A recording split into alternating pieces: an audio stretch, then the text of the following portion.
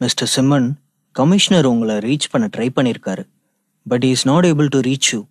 Inform பண்ணிட்டு வர சொன்னார். விசாரிச்சு பார்த்ததுல நீங்கள் இங்கே இருக்கீங்கன்னு சொன்னாங்க. அதான் வந்தோம் என்று சொல்ல சிம்மன் சரி என்று தலையசைத்தான். அவர்கள் அங்கிருந்து சென்று விட்டார்கள். அதன் பிறகு சிம்மனுக்கு ரேஷ்மாவிடமிருந்து அழைப்பு வந்தது. ஹலோ டாக்டர், என்னாச்சு டாக்டர்? பூஜாவை கடத்திட்டு போயிட்டாங்கன்னு கேள்விப்பட்டேன். அவ இப்போ எப்படி இருக்கா என்றாள்.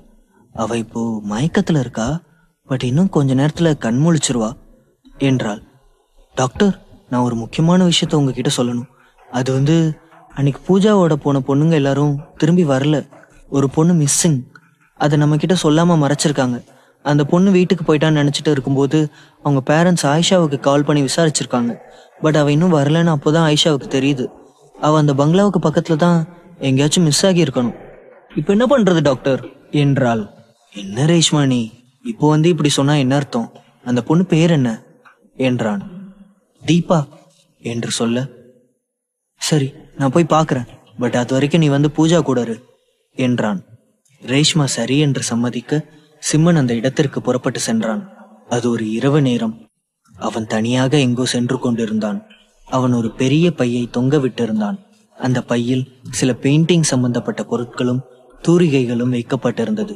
கையில் அணிந்திருந்த கடிகாரத்தில் நேரத்தை திருப்பி பார்த்தான். ஐயோ, மணி ஏற்கனவே 12 ஆயிடுச்சு. எனக்கு வேற ரொம்ப டயர்டா இருக்கு. என்ன பண்றது என்று மேலும் புலம்பிக் கொண்டே தனது அடிகளை முன்னோக்கி நகர்த்தி கொண்டிருந்தான். அப்போது யாரோ ஒரு பெண் அவனை அழைப்பது போல் இருந்தது. ஹலோ டாக்டர், டாக்டர் என்று அழைத்து கொண்டே அந்த பெண் ஓடி வந்தாள். அது வேறு யாரும் அல்ல, சித்ரா தேவி தான் அவனை நோக்கி ஓடி வந்தாள். டாக்டர், இந்த நேரத்துல எங்க டாக்டர் நடந்து போயிட்டு இருக்கீங்க? உங்க கார் என்னாச்சு என்றாள். அது அது என் கார் பிரேக் டவுன் ஆயிடுச்சு. நான் அவசரமா ஒருத்தரை தேடி போயிட்டு இருக்கேன் என்றான். சித்ரா மனதிற்குள் யோசிக்க ஆரம்பித்தாள். 12 மணிக்கு யாரையோ பார்க்க போறேன்னு சொல்றாரு. இந்த ராத்திரியில அவன் யாரை எங்க சந்திக்க போறான் என்று நினைத்து குழம்பினாள். அவளுக்கு தலையே வெடித்து விடுவது போல் இருந்தது. சித்ரா வேகமாக அவனிடம், ஐயோ டாக்டர், நீங்க சொல்றது எதுவுமே எனக்கு ஒண்ணுமே புரியல. கொஞ்சம் தெளிவாதான் சொல்லுங்களேன். யார் உங்களுக்காக இந்த நேரத்துல காத்திருப்பாங்க? இந்த நடுராத்திரியில அப்படி நீ யார போய் பார்க்கணும்? அதுக்கு என்ன அவசியம் என்று அடுக்கடுக்காக கேட்டுக்கொண்டே இருந்தாள். அவளுடைய கேள்விகளுக்கு பதில் சொல்லும் வரை சித்ரா தன்னை போக விட போவதில்லை என்பதை அவள் கண்களை பார்த்து புரிந்து கொண்டான் சிம்மன். அதனால் அவளுடைய கேள்விக்கு பதில் சொல்ல வேண்டிய கட்டாயத்தில் இருந்தான். சொல்லுங்க டாக்டர், நீங்க இந்த நேரத்துல எங்க போயிட்டு இருக்கீங்க என்று கேட்க, செந்தாமரை அரண்மனை என்றான் சிம்மன். அதை கேட்ட சித்ரா பதறிவிட்டாள். என்ன என்ன என்ன சொன்னீங்க? இப்போ நீங்க செந்தாமரை அரண்மனை நான் சொன்னீங்க என்று மீண்டும் தான் சரியான விஷயத்தை தான் கேட்கிறோமா என்பதை உறுதி செய்து கொள்வதற்காக அவனிடம் கேட்டாள். அவன் ஆமாம் என்பது போல் தலையசைத்து, ஆமா சித்ரா, நான் அதை தான் சொல்றேன், அங்கதான் போயிட்டு இருக்கேன் என்று சொன்னவுடன் சித்ராவுக்கு தூக்கி வாரி போட்டது. சித்ராவின் முகத்தில் பயம் தோன்ற ஆரம்பித்தது. பயத்தினால் சித்ராவின் நெற்றியில் வியர்வை துளிகள் வெளிவர ஆரம்பித்தன. அவள் பதட்டத்தோடு சிம்மனிடம், உங்களுக்கு என்ன பைத்தியமா பிடிச்சிருக்கு? இந்த நேரத்துல எதுக்கு அங்க போகணும்? நீங்க அங்கெல்லாம் போக கூடாது. அது என்ன மாதிரி இடம் தெரியுமா என்றாள். அவன் சித்ராவை பார்த்து, நான் தான் சொன்னேன்ல சித்ரா, இப்போதைக்கு என்கிட்ட எதுவும் கேட்காத.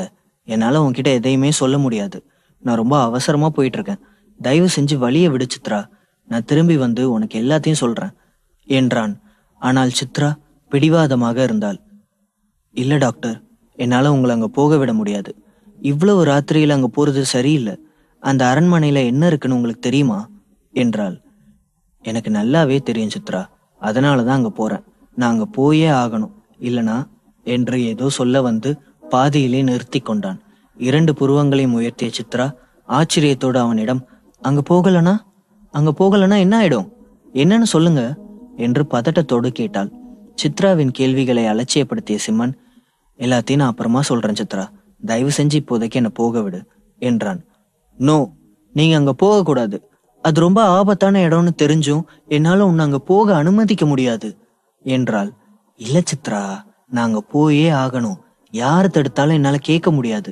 என்ன போக விடு பிளீஸ் என்று மீண்டும் அவன் தனது கருத்தில் பிடிவாதமாக இருந்தான். அவன் சித்ராவின் கண்களை நேருக்கு நேராக பார்த்து கேட்டவுடன் சித்ராவால் அவனை மறுக்க முடியவில்லை. அடுத்த நொடியே அவன் திரும்பி தனது அடிகளை முன்னோக்கி நகர்த்த தொடங்கினான்.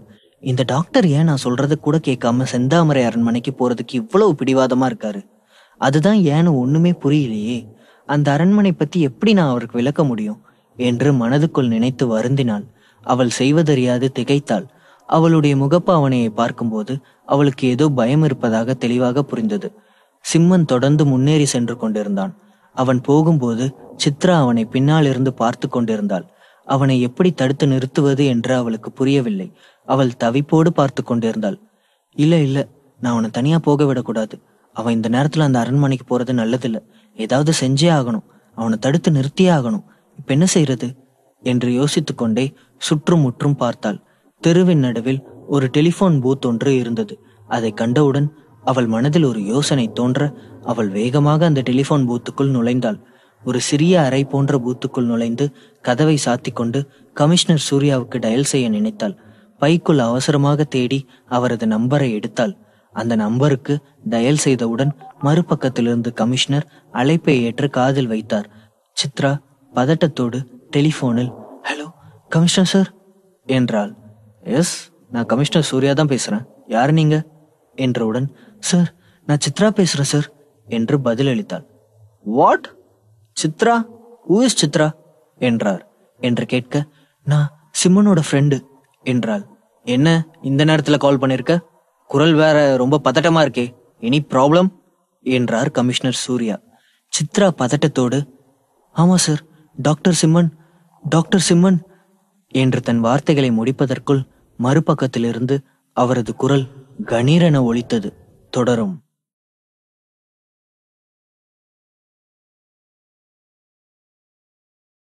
என்ன இந்த நேரத்துல கால் பண்ணிருக்க? குரல் வேற ரொம்ப பதட்டமா இருக்கே.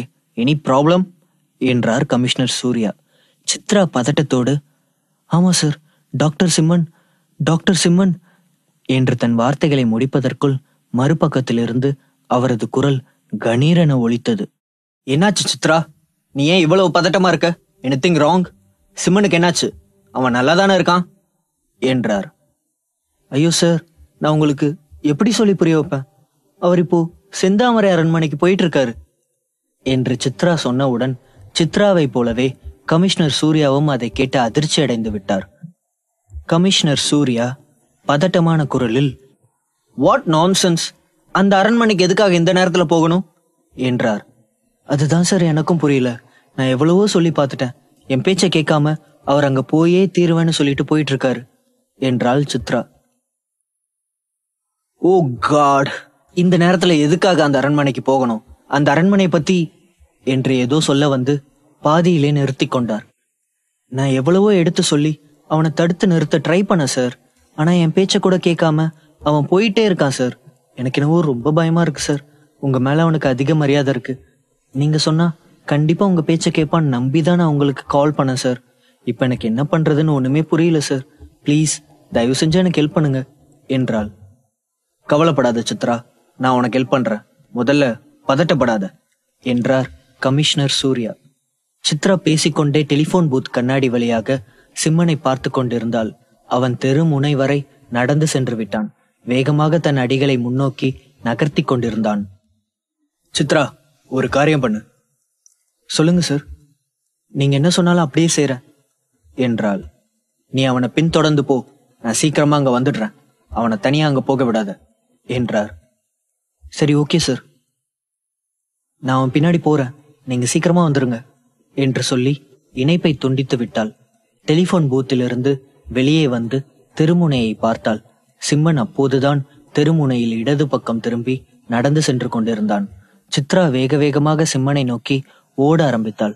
சித்ரா பீதி அடைந்து மனதிற்குள் யோசிக்க ஆரம்பித்தாள். இந்த சிம்மனுக்கு என்னாச்சு? அவன் ஏன் என் பேச்சை கேட்க மாட்டேங்கிறான்? இந்த அர்த்த ராத்திரியில செந்தாமரை அரண்மனையில யார சந்திக்க போறான்? அங்க அவனுக்காக யார் இந்நேரத்துல காத்திருப்பாங்க? இவ்வளவு அவசரமா எதுக்கு இந்த நேரத்துல அங்க போகணும்? ஐயோ, யோசிக்க யோசிக்க தலையே வெடிக்கிற மாதிரி இருக்கே என்று யோசித்துக் கொண்டே வேக வேகமாக முன்னேறி கொண்டிருந்தாள். சிம்மனை அடைய வேண்டும் என்பதற்காக வேகமாக ஓடிக்கொண்டிருந்தாள். சிம்மனை அடைந்த பிறகு அவள் மீண்டும் அவனுக்கு முன்னால் வந்து அவனது வழியை தடுத்தபடி நின்றுவிட்டாள். அதன் காரணமாக சிம்மனால் மேலும் முன்னேற முடியவில்லை. அவன் சித்ராவை பார்த்து சற்று அதிர்ச்சி அடைந்து விட்டான். நில்லு சிம்மா, பிளீஸ், நான் சொல்றத ஒரு நிமிஷம் கேளு என்று இரு கைகளையும் விரித்தபடி சிம்மனுக்கு முன்னால் நின்று கொண்டாள். சித்ரா, பிளீஸ் வழிய விடு, எனக்கு டைம் இல்ல, நான் சீக்கிரம் போயாகணும்.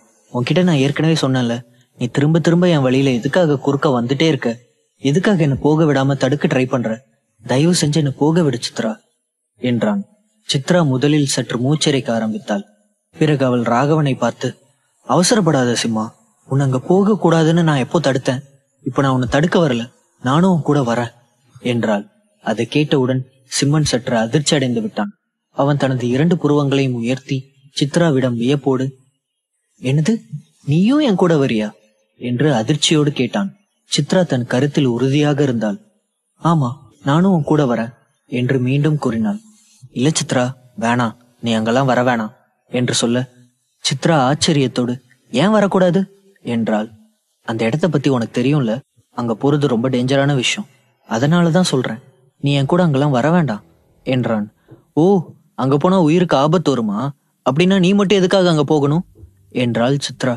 எனக்கு அங்க போய் தான் ஆகணும், அது என்னோட கட்டாயம், அதனாலதான் நான் போறேன், நீ எதுக்காக என் கூட வரணும் என்றான். சித்ரா சிம்மனின் கண்களை பார்த்து, உனக்கு அங்க போக வேண்டியது அவசியம்னா எனக்கும் உன் கூட வர வேண்டியது அவசியம்தான், என்னால தனியா உன்னை அங்க போக விட முடியாது என்றாள். சிம்மன் சித்ராவை சமாதானப்படுத்த முயற்சித்தான். சித்ரா, பிளீஸ், தயவு செஞ்சு என்ன புரிஞ்சுக்க முயற்சி பண்ணு, அது ரொம்ப ஆபத்தான இடம், உன் உயிருக்கு ஆபத்து இருக்குன்னு தெரிஞ்சும் உன்னை என்னால அங்க எப்படி கூட்டிட்டு போக முடியும்? அதுக்குதான் சொல்றேன், நீ அங்கெல்லாம் வர வேண்டாம் என்றான். அதேதான் நானும் சொல்றேன், உன் உயிருக்கு ஆபத்துன்னு தெரிஞ்சும் என்னால எப்படி உன்னை அங்க போறதுக்கு அனுமதிக்க முடியும்? என்னால தனியா உன்னை அங்க அனுப்பிட்டு இங்க நிம்மதியா இருக்க முடியாது. போனா 2 பேரும் ஒன்னாவே போகலாம், இல்லனா யாருமே போக வேண்டாம் என்றாள் சித்ரா. சித்ராவை பார்த்த சிம்மன் அவள் தன்னை தனியாக அந்த அரண்மனைக்கு செல்ல அனுமதிக்க மாட்டாள் என்பதை புரிந்து கொண்டான். அவன் சீக்கிரமாவே அரண்மனையை அடைந்தாக வேண்டும். அதனால் வேறு வழியின்றி சித்ராவிடம் தயக்கத்தோடு சம்மதம் தெரிவித்தான். சரி, நீ எப்படியும் என் பேச்ச கேட்க போறதில்ல, என் கூட வந்துதான் தீர்வேன்னு அடம் பிடிக்கிற. சரி, நீ என் கூட வா, ஆனா ஒரே ஒரு கண்டிஷன், அங்க போய் சேர்ற வரைக்கும் நீ என்கிட்ட எந்த கேள்வியும் கேட்க கூடாது. அதுக்கு சம்மதம்னா என் கூட வா, சரியா என்றான். சித்ரா சரி என்று தலையசைத்தாள். இல்ல சிம்மா, நீ கவலைப்படாத, நான் உன்கிட்ட ஒரு கேள்வியும் கேட்க மாட்டேன், வாயை மூடிக்கிட்டு அமைதியா உன் பக்கத்துல நடந்து வருவேன், அவ்வளவுதான் என்றாள். அடுத்த நொடியே சிம்மன் மற்றும் சித்ரா ஆகிய இருவரும் செந்தாமரை அரண்மனைக்கு செல்ல ஒன்றாக புறப்பட்டனர். சிம்மன் மறுத்தாலும் சித்ரா சிம்மன் சொல்வதை கேட்கவில்லை. அவள் செல்லும் வழியெங்கும் அவனை கேள்வி கேட்டுக்கொண்டே சென்று கொண்டிருந்தாள். ஏன் இந்த நேரத்துல அந்த அரண்மனைக்கு போகணும்? அங்க போக அப்படி என்ன காரணம்? அங்க யாரு இருக்காங்க என்று அடுக்கடுக்காக அவனிடம் கேள்விகளை கேட்டுக்கொண்டே இருந்தாள். ஆனால் சித்ராவின் எந்த கேள்விக்கும் சிம்மன் பதில் சொல்லவில்லை. அவன் மௌனத்தோடு சுறுசுறுப்பாக நடந்து கொண்டிருந்தான். சிறிது நேரத்தில் இருவரும் முக்கிய சாலையின் ஒரு பகுதிக்கு வந்து சேர்ந்தார்கள். அங்கே ஒரு இடத்தில் அடர்ந்த மரங்கள் சூழ்ந்த காட்டிற்குள் செல்லும் ஒரு அமைதியான பாதை ஒன்று இருந்தது. சிம்மன் தன் கையால் அந்த வழியை சுட்டி காட்டி, ஏன் சித்திர நின்ட்ட, நாம் அந்த வழியா தான் போகணும், வா போகலாம் என்றான்.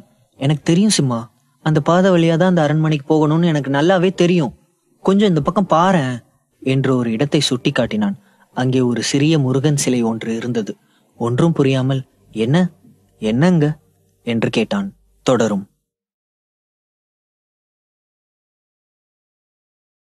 அர்த்தராத்திரியில செந்தாமரை அரண்மனைக்கு போக போறோம். அந்த இடத்த பத்தி கேள்விப்பட்டவங்க யாருமே அங்க பகல்லையே போக மாட்டாங்க. நாம இந்த நடுராத்திரியில போறோம்.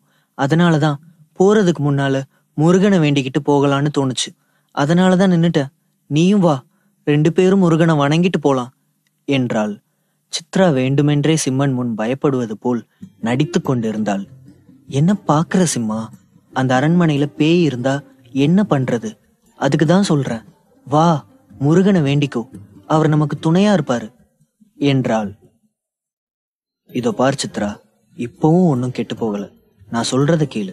உனக்கு பயமா இருந்தா நீ இப்படியே வீட்டுக்கு திரும்பி போயிடு.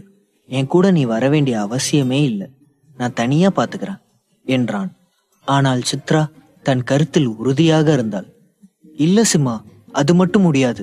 இன்னைக்கு என்ன நடந்தாலும் சரி, நான் உன் கூட தான் வருவேன், உன்னை தனியா அனுப்ப மாட்டேன் என்று உறுதியாக கூறினாள். எப்படியும் சித்ரா தன் பேச்சை கேட்கப் போவதில்லை. என்பதை சிம்மன் உணர்ந்திருந்ததால் பதிலுக்கு எதுவும் பேசவில்லை. சிம்மனின் நடத்தையை பார்த்த சித்ராவுக்கு சந்தேகம் அதிகமாகிக் கொண்டே இருந்தது.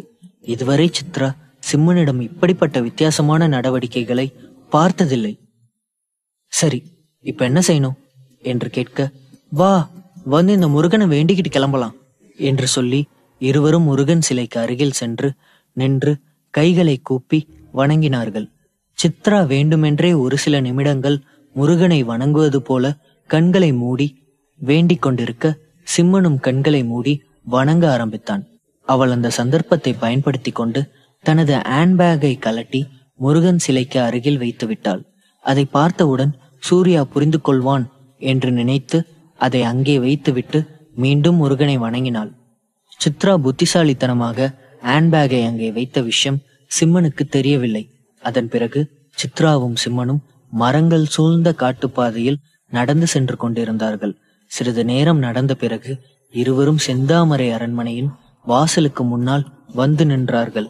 அந்த அரண்மனை முழுவதும் சிவப்பு கற்களால் கட்டப்பட்டிருந்தது. அது இன்னும் முழுமையடையாமல் இருந்தது. மதில் சுவரில் அமர்ந்திருந்த ஆந்தை அவர்களை முறைத்து பார்த்தது. சித்ரா ஒரு முறை சிம்மனை திரும்பி பார்த்தாள். சிம்மன் அரண்மனையை பார்த்து கொண்டிருந்தான். அந்த இடம் முழுவதும் இருளால் சூழப்பட்டிருப்பதை கவனித்தாள். அங்கே ஒரு விசித்திரமான அமைதி நிலவியது. இத்தனை மரங்களும் செடிகளும் இருந்தும் காற்று வீசவில்லை.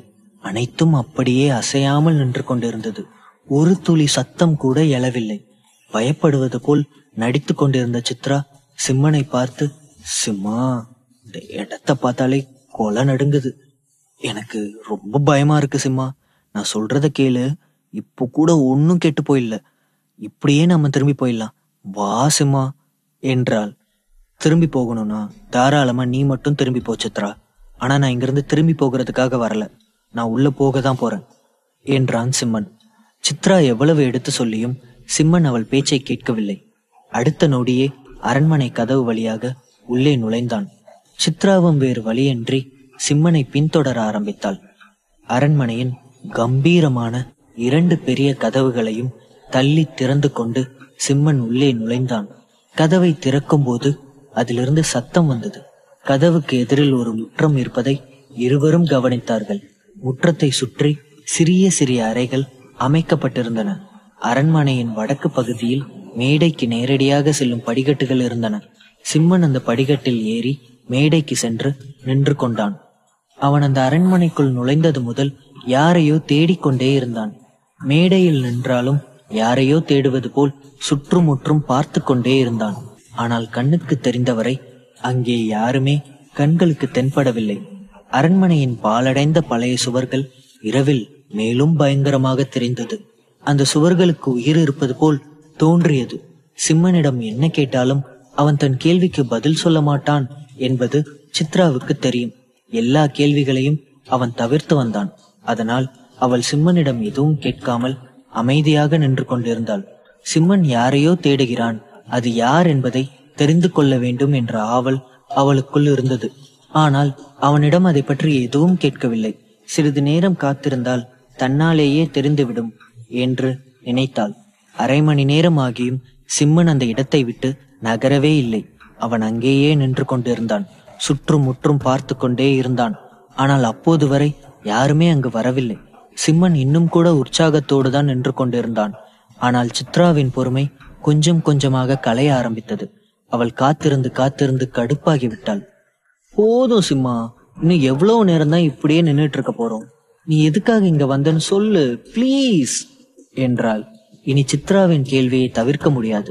அவளுடைய கேள்விக்கு பதில் சொல்லதான் வேண்டும் என்பதை புரிந்து கொண்ட சிம்மன் இதற்கு மேலும் அவளிடம் பதில் சொல்லாமல் இருந்தால் தங்களது உறவுக்குள் விரிசல் ஏற்படும் என்பதை புரிந்து கொண்டான்.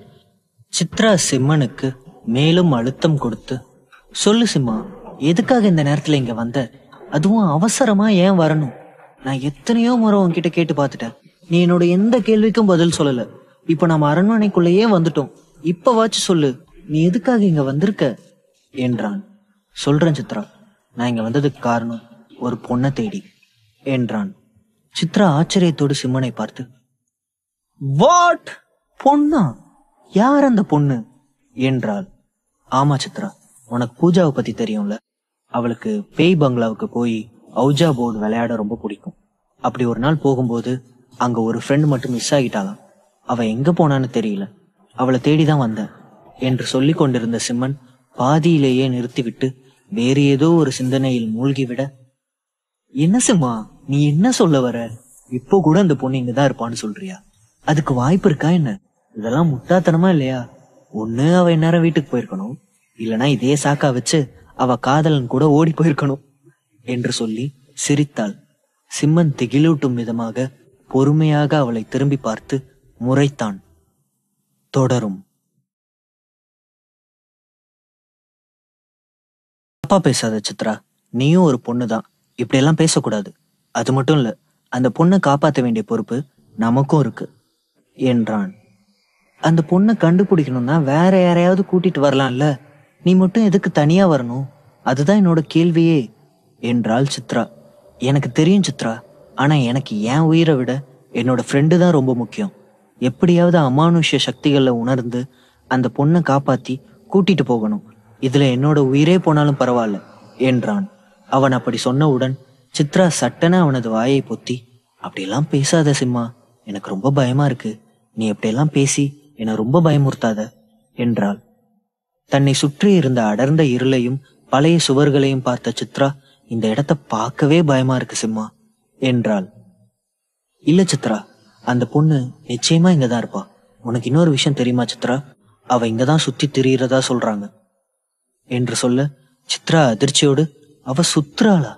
யாரு சுத்துறாங்க என்று சுற்றும் முற்றும் பார்த்தபடி பீதியோடு கேட்டாள் சித்ரா.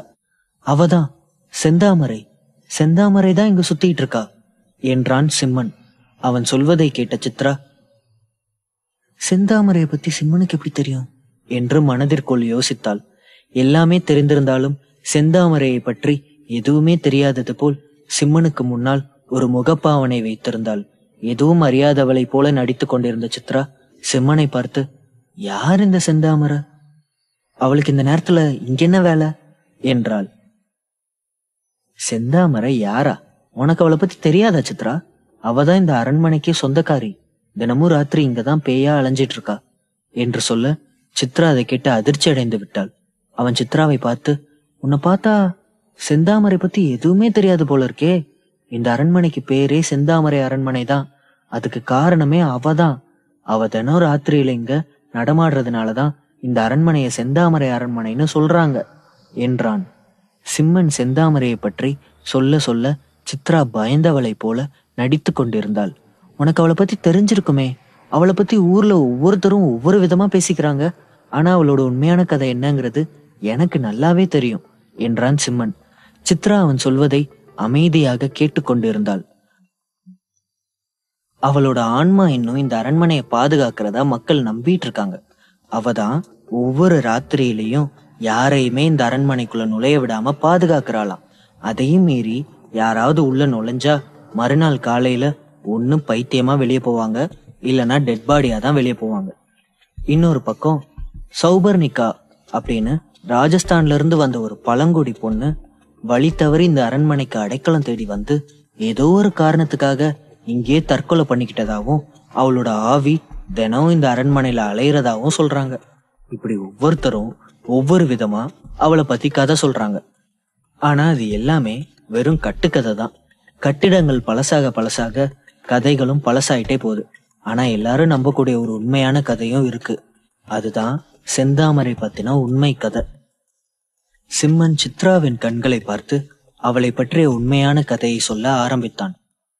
செந்தாமரை இந்த அரண்மனையில அலைஞ்சு திரியிறத நிறைய பேர் பார்த்திருக்காங்க. அவளோட அழுகையை கேட்டிருக்காங்க. அவளுக்கு இந்த அரண்மனையில பெரிய கொடுமை நடந்திருக்கு. அதுக்கு பழி வாங்கணுங்கிற வெறியோட தான் அவ இந்த அரண்மனை முழுக்க சுத்தி திரியிறான்னு சொல்றாங்க என்று சிம்மன் சொல்லிக் கொண்டிருக்க, சித்ரா அமைதியாக சிம்மன் சொல்வதை கேட்டுக்கொண்டிருந்தாள். செந்தாமரை யாரையாச்சும் பார்த்தா அவங்களோட இளமையையும் அழகையும் வாழ்நாளையும் அவங்க கிட்ட இருந்து பறிச்சிடுவா.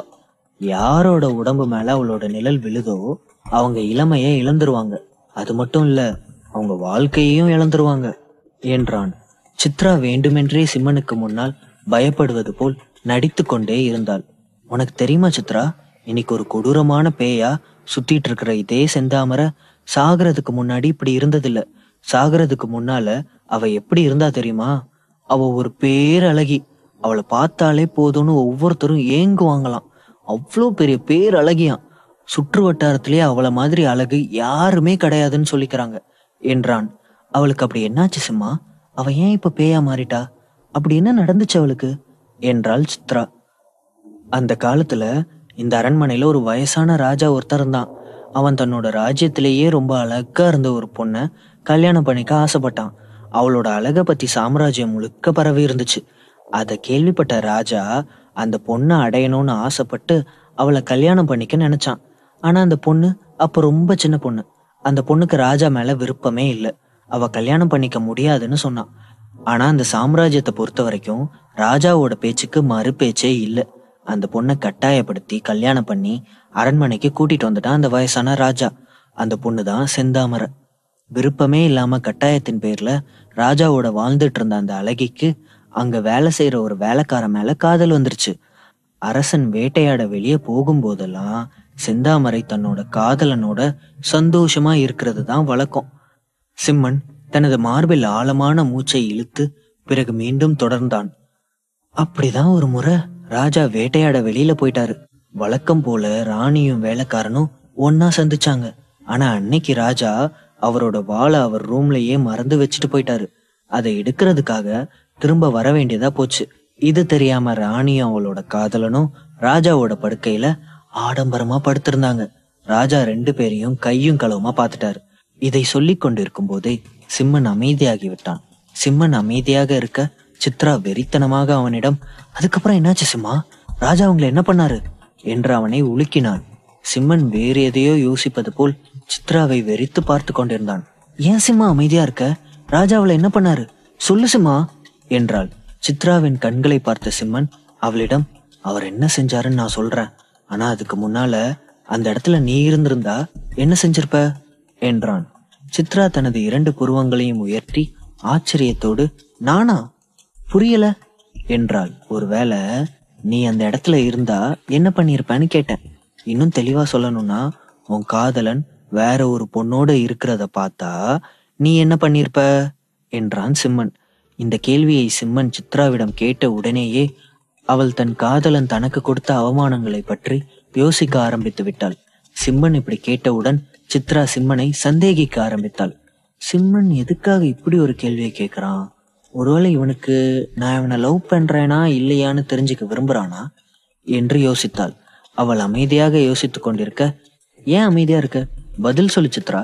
நான் ஒன்னும் அவ்வளவு கஷ்டமான கேள்வி கேட்கலையே, ரொம்ப சிம்பிளான கேள்விதானு கேட்டிருக்கேன். உன் காதலனை நீ வேற ஒரு பொண்ணோட பார்த்திருந்தா நீ என்ன பண்ணிருப்ப? அத சொல்லு என்றான். தொடரும்.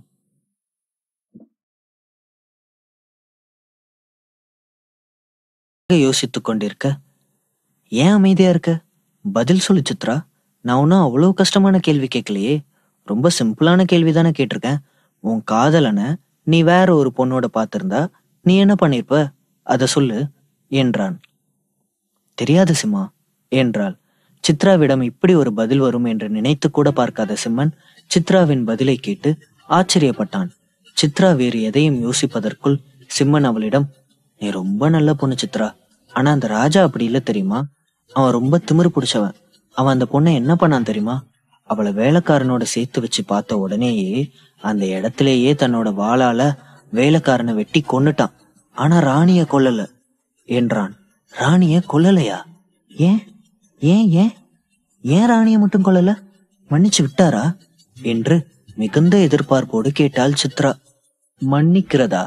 அவன் ராணிக்கு மரணத்தை விட மோசமான தண்டனை கொடுக்கணும்னு நினைச்சான்.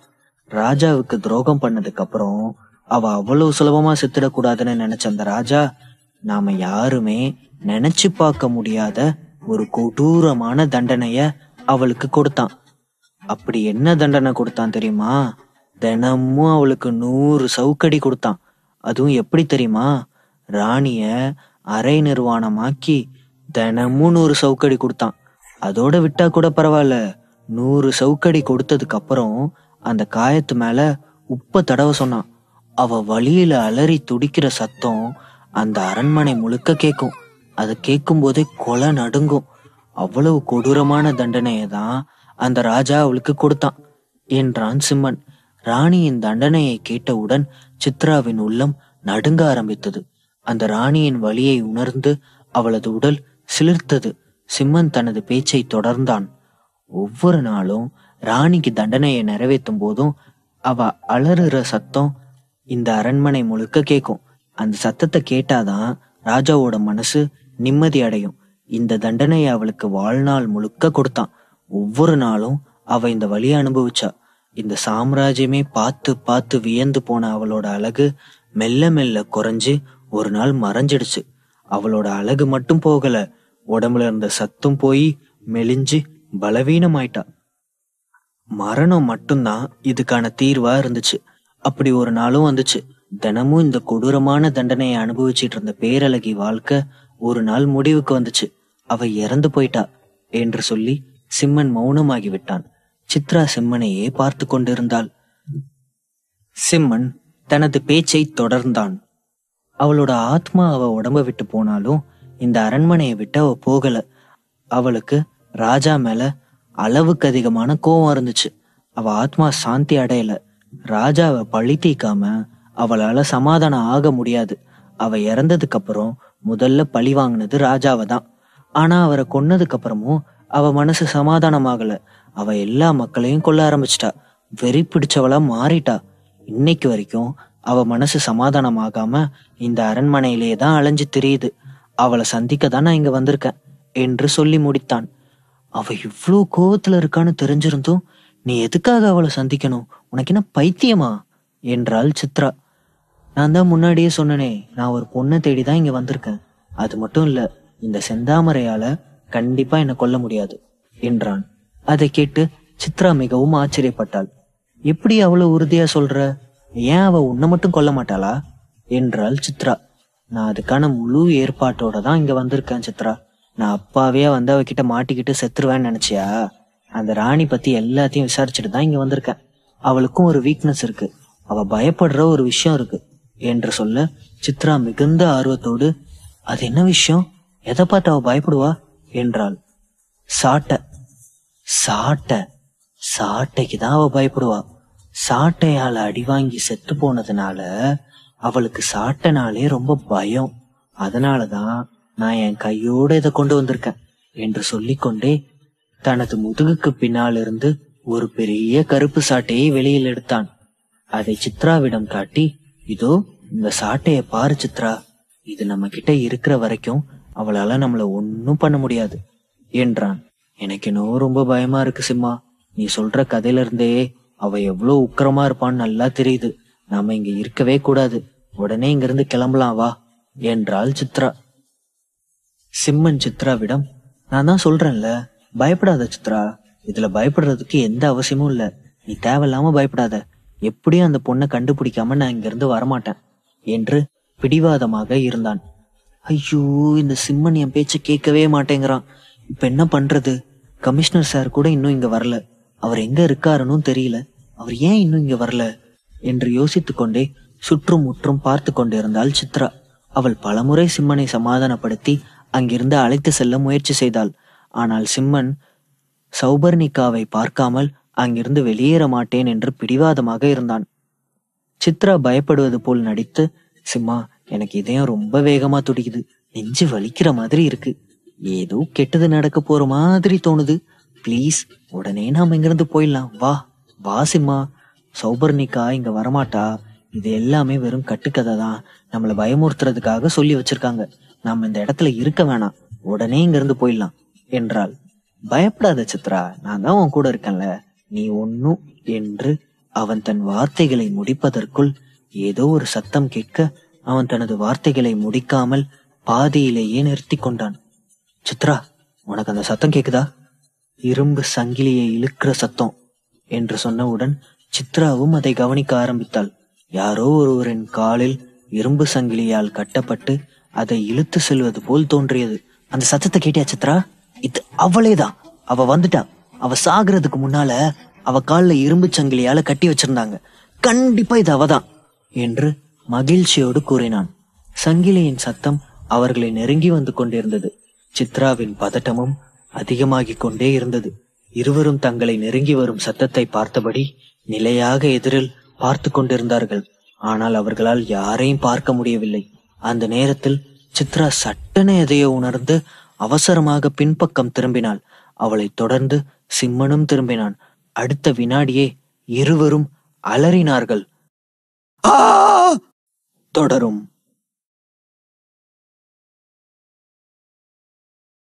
இருவரும் தங்களை நெருங்கி வரும் சத்தத்தை பார்த்தபடி நிலையாக எதிரில் பார்த்து கொண்டிருந்தார்கள். ஆனால் அவர்களால் யாரையும் பார்க்க முடியவில்லை. அந்த நேரத்தில் சித்ரா சட்டென எதையோ உணர்ந்து அவசரமாக பின்பக்கம் திரும்பினாள். அவளை தொடர்ந்து சிம்மனும் திரும்பினான். அடுத்த வினாடியே இருவரும் அலறினார்கள். அங்கே ஒரு பெண் ஆக்ரோஷமாக நின்று கொண்டிருந்தாள். சித்ரா அவளை பார்த்தவுடன் சிம்மனுக்கு பின்னால் வந்து நின்று கொண்டாள். பயப்படாத சித்ரா, இது அந்த பொண்ணுதான். அந்த பொண்ணோட உடம்புலதான் அந்த பேய் இறங்கியிருக்கு. நல்ல வேலை, இந்த பொண்ணை சுலபமா காப்பாத்திடலாம்.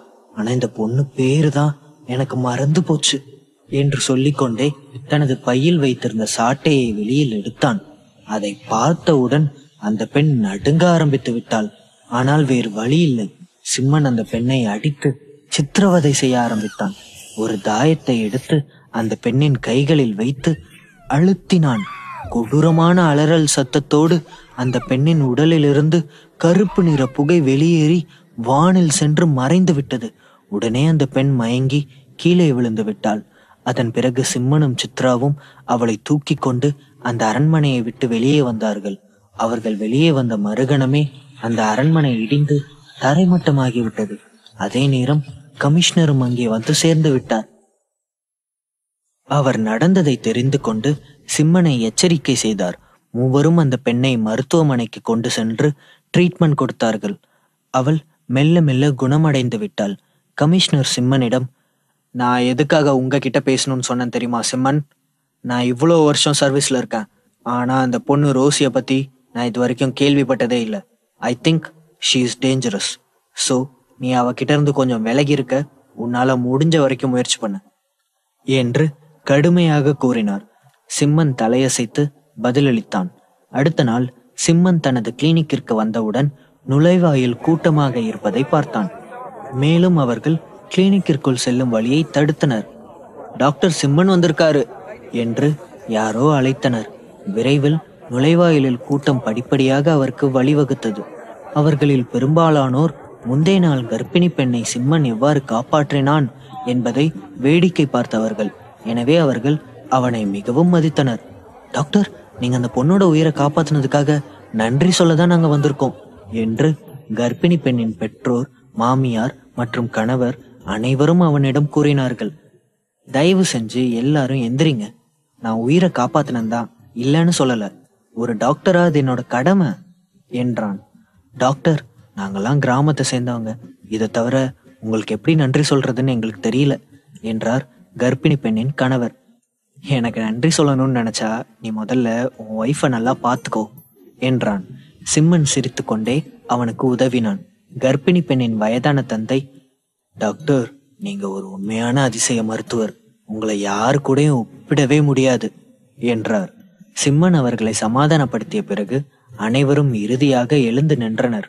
நேற்று தனது மகன் 2 உயிர்களை காப்பாற்றியதை அறிந்தபோது அவள் மிகவும் மகிழ்ச்சி அடைந்தாள். அவளது தந்தை ஒரு பாரம்பரிய சீன மருத்துவ பயிற்சியாளர். ஆனால் அவளது சகோதரர்கள் இந்த துறையில் ஆர்வம் காட்டவில்லை. ஒரு மகளாக அவர் குடும்பத்தின் ஆக்கிரமிப்பை பெறுவதற்கு தகுதியற்றவராக கருதப்பட்டார். எனவே சிம்மன் பின் இன்றைய சாதனைகள் அவரது தந்தையின் பாரம்பரியத்தை ஓரளவு பூர்த்தி செய்தன. அதன் பிறகு பல நிருபர்கள் நேர்காணலுக்காக கிளினிக்கிற்குள் வந்தனர். நேற்றும் சில செய்தியாளர்கள் வந்திருந்தனர். எனவே இறந்தவர்களை மீண்டும் உயிர்ப்பிப்பதில் சிம்மனின் அற்புத மருத்துவ திறமைகள் ஏற்கனவே வெகு தூரம் பரவி இருந்தன. அது உண்மையோ இல்லையோ, அந்த பெண்மணியின் உயிர்த்தெழுதல் கதை மட்டுமே கவனத்தை ஈர்த்தது. செய்தியாளர்களால் தூண்டப்பட்ட பிறகு சிம்மன் 10 நிமிட பேட்டிக்கு ஒப்புக்கொள்வதை தவிர வேறு வழி இல்லை. நிறைய நிருபர்கள் இருந்ததால் ஒவ்வொருவரும் 2 கேள்விகளுக்கு மேல் கேட்க முடியவில்லை. உள்ளூர் செய்தித்தாள்கள் மற்றும் சென்னை சிட்டி டிவி நிலையம் உட்பட 1 டஜன் மக்கள் இருந்தனர். முதலில் கேட்ட ஒரு பெண் நிருபர், அவள் சொன்னாள், டாக்டர், உங்க முழு பெயர் சிம்மன் தானே? சில நாட்களுக்கு முன்னாடி மருத்துவ மாநாட்டுல பல பாரம்பரிய சீன மருத்துவ நிபுணர்களால பெரிதும் பாராட்டப்பட்ட அதே நபரா நீங்க? என்றாள். ஆ, அது நான் தான் என்று சிம்மன் பதிலளித்தான். சிம்மன் சொன்ன பதில் கூட்டத்தை திடுக்கிட வைத்தது. மாநாட்டின் போது சிம்மன் மாநாட்டிலிருந்து முன்கூட்டியே வெளியேறியதால் சிம்மன் புகைப்படம் எடுக்கவும் அவரது அடையாளத்தை கண்டறியவும் ஊடகங்கள் தவறிவிட்டன. எனவே அவர்கள் தங்கள் அறிக்கைகளில் சிம்மனின் பெயரை மட்டுமே குறிப்பிட்டனர். எதிர்பாராத விதமாக சம்பவம் நடந்த சிறிது நேரத்திலேயே சிம்மன் மீண்டும் தோன்றினார். இந்த இளம் அசாதாரண மருத்துவர் யார் என்று அவர்கள் ஆச்சரியப்பட்டனர். டாக்டர், நீங்க ஏன் இதுக்கு முன்னாடி எந்த ஒரு இன்டர்வியூவும் கொடுக்கல? பெண் நிருபர் தொடர்ந்தார். நான் ஒரு மருத்துவர். நான் மக்களை காப்பாற்ற விரும்புறேன். நான் செய்ய வேண்டியதை செய்யறேன். நான் என்ன பிரபலப்படுத்திக்க விரும்பல என்று சிம்மன் தீவிரமாக பதிலளித்தார். அப்படின்னா நான் இன்னொரு கேள்வி கேட்கலாமா என்று பெண் நிருபர் மேலும் கூறினார். மன்னிக்கணும், உங்க கேள்விகள் முடிஞ்சு போச்சு. சிம்மன் மெல்லிய புன்னகையுடன் அவளை நிராகரித்தான். அந்த பெண் நிருபர் தனது 2 கேள்விகளும் பெரிதாக பலனளிக்காமல் போனதால் கோபமடைந்து வருத்தத்துடன் வெளியேறினாள். டாக்டர், உங்க மருத்துவ திறனை யார்கிட்ட கத்துக்கிட்டீங்க என்று மற்றொரு நிருபர் கேட்டார். என் தாத்தா கிட்ட இருந்து. பட் அவர் பல வருஷத்துக்கு முன்னாடியே இறந்துட்டாரு. நான் என் சின்ன வயசுல இருந்தே அவர்கிட்ட தான் மருத்துவம் கத்துக்கிட்டேன் என்று சிம்மன் பதிலளித்தான். அப்படின்னா உங்க தாத்தா பாரம்பரிய சீன மருத்துவ மாஸ்டரா என்றார் ஒருவர். என் தாத்தா சிறந்த மருத்துவ திறன் கொண்டவர். ஆனா அவர் மக்களை காப்பாத்துறதுல மட்டுமே அர்ப்பணிப்போட இருந்தாரு. அதனால யாரும் அவரை பத்தி கேள்விப்பட்டதில்ல. ஒரு மருத்துவர் இறக்க குணத்தோட இருக்கணும்னு சொல்லி அவர் எனக்கு கத்துக் கொடுத்தாரு. ஒரு மருத்துவர் புகழ் மற்றும் பொருளாதாரத்தை நாடக்கூடாது. இன்னைக்கு நான் இப்படி என்ட்ரி கொடுத்துட்டு இருக்கேன்னு அவருக்கு தெரிஞ்சது, அவர் நிச்சயமா என்ன கடிச்சு துப்பிடுவார் என்று சிம்மன் சிரித்து கொண்டே பதிலளித்தான். சில பேர் இது பாரம்பரிய சீன மருத்துவம்னு சொல்றாங்க. மத்தவங்க இது மக்களை ஏமாத்துற ஒரு புரளின்னு சொல்றாங்க. நீங்க என்ன நினைக்கிறீங்க என்று மற்றொரு நிருபர் கேட்டார். இப்படி சொல்றவங்களுக்கு பாரம்பரிய சீன மருத்துவத்தை பத்தி அதிகம் தெரியாது.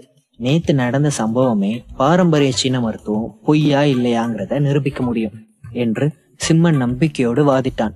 கர்ப்பிணி பெண் இறந்த 1/2 மணி நேரத்துக்கும் மேல ஆயிடுச்சு. மருத்துவர்கள் கூட அவளை கைவிட்டுட்டாங்க. ஆனாலும் நீங்க அவங்கள மறுபடியும் உயிரோடு கொண்டு வந்து அவங்களோட குழந்தைகள்லயும் ஒருத்தரை காப்பாத்திருக்கீங்களே.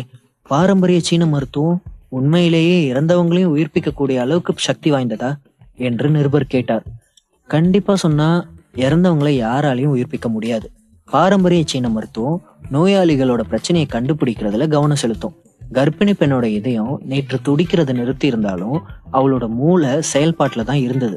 அதனாலதான் என்னால அவளை காப்பாற்ற முடிஞ்சது என்று சிம்மன் விளக்கினான். ஆனா உங்களால ஒரு குழந்தையை மட்டும்தான் காப்பாற்ற முடிஞ்சது. மத்த குழந்தைய காப்பாத்த நீங்க உண்மையிலேயே முயற்சி செஞ்சீங்களா? அப்படி செஞ்சா ஏன் அந்த குழந்தையை காப்பாற்ற முடியல என்று சிம்மனை நிமிர்ந்து பார்த்தபடி ஒரு நிருபர் கேட்டார். தொடரும்.